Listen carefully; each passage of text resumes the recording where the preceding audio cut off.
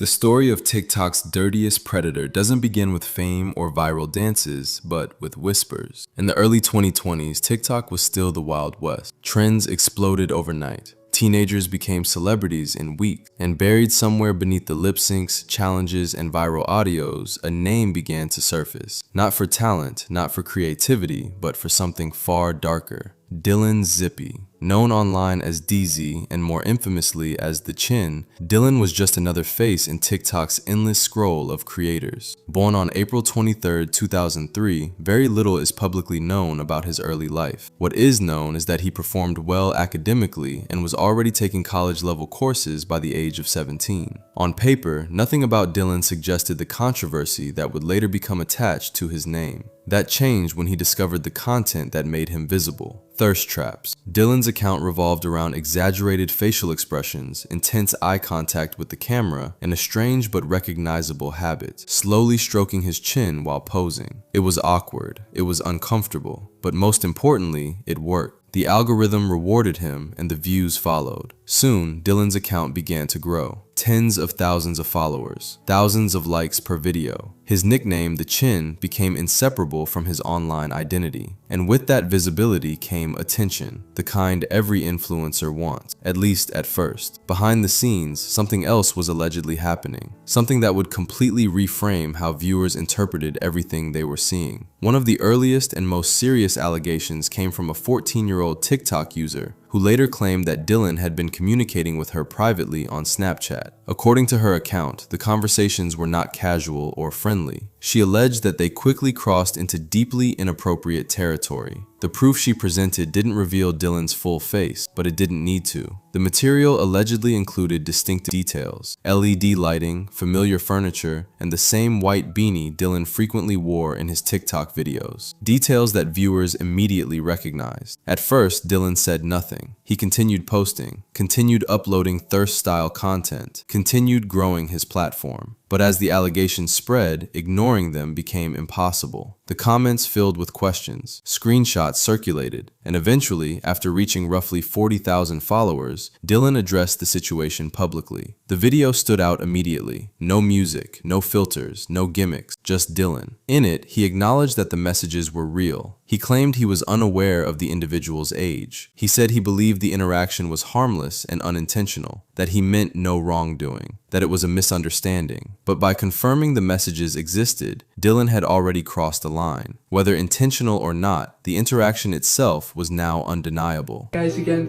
for 40K followers, it means a lot to me, but this is not why I'm here. I need to talk to you guys for a bit. This is my apology video. So for anyone out there, I just want to say I'm sorry, and I did not mean to be creepy in any way. I just wanted to be a nice person and to sing for her. And I did not know that she was 14. She didn't tell me her age. So it was wrong of me to do that. So I just want to say I'm sorry. And hopefully you guys can appreciate it and accept my apology. And yeah, and hopefully you guys accept it. So you guys do. Thank you, and I just don't want to get hate anymore.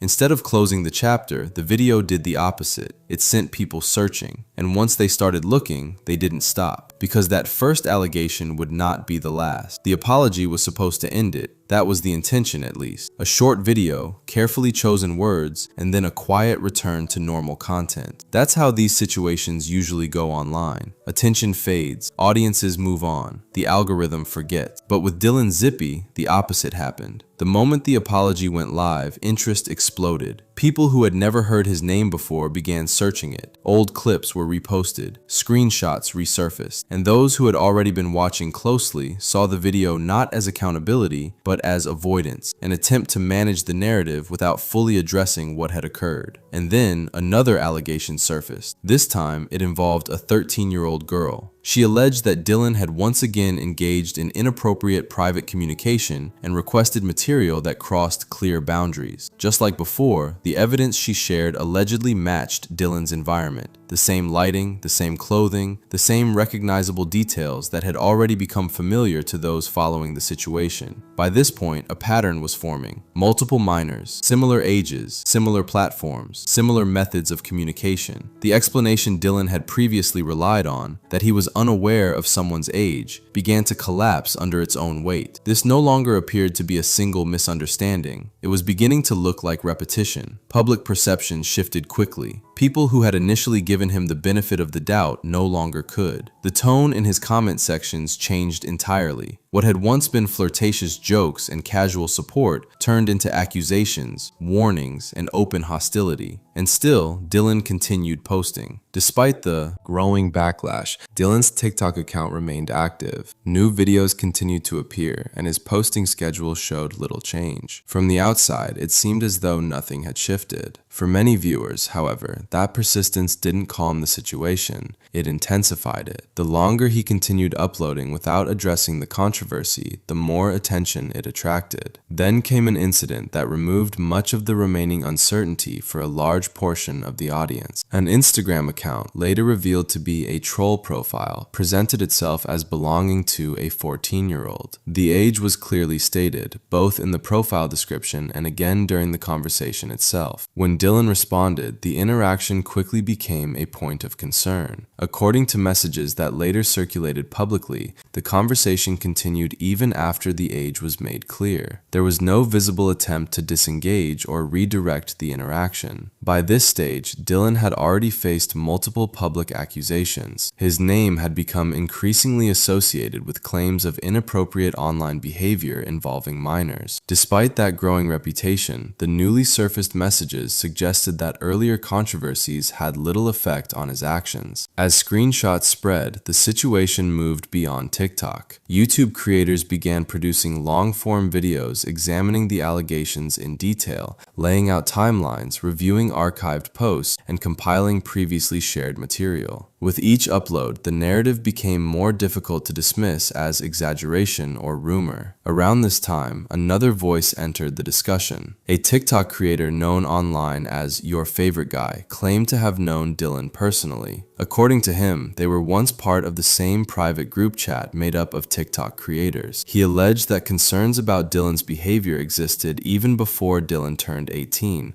that others within the group were aware, that the issue had addressed internally, and that Dylan's parents were eventually contacted. This is Dylan Zippy asking a young girl to come over to his place. This is Dylan Zippy asking a young girl if it would fit. Despite being caught multiple times over the past 3 years, Dylan Zippy continues with this behavior, which was going on way before he was 18. When he was 17, he was trying to 13 and 14-year-olds. Dylan Zippy is 20 years old, and I knew him before he was 18. The reason I knew him was because there was a Snapchat group chat of a bunch of TikTokers, and we were both in it. And this was before all this stuff came out about him. While we were both in this group chat, it came out that while he was 17, he was multiple 14-year-olds, multiple 13-year-olds. I told him to cut it out. Did he? Not at all. Us creators ended up contacting his parents about his behavior. They made him deactivate the account, but since then he's moved out. Unsurprisingly, 2 years later, he has once again been caught trying to and meet up with 14-year-olds. He entirely ignores the recent time he was caught trying to sex a 14-year-old, and he knew the ages. Hell, I even catfished him at the time, telling him I was 14. Shortly after these claims resurfaced, Dylan's account briefly disappeared. But the absence didn't last. 2 years later, the allegations returned, more numerous, more detailed, and more widely documented than before. Once again, Dylan found himself at the center of the controversy. By this point, the idea of isolated mistakes no longer matched the volume of claims being presented. What remained was something many viewers interpreted as a recurring pattern. After the resurfacing of claims, Dylan's name became highly visible online. Public discussions and videos emphasized the repeated nature of the reported interactions. New screenshots, timelines, and testimonies appeared, illustrating a series of alleged incidents over multiple years.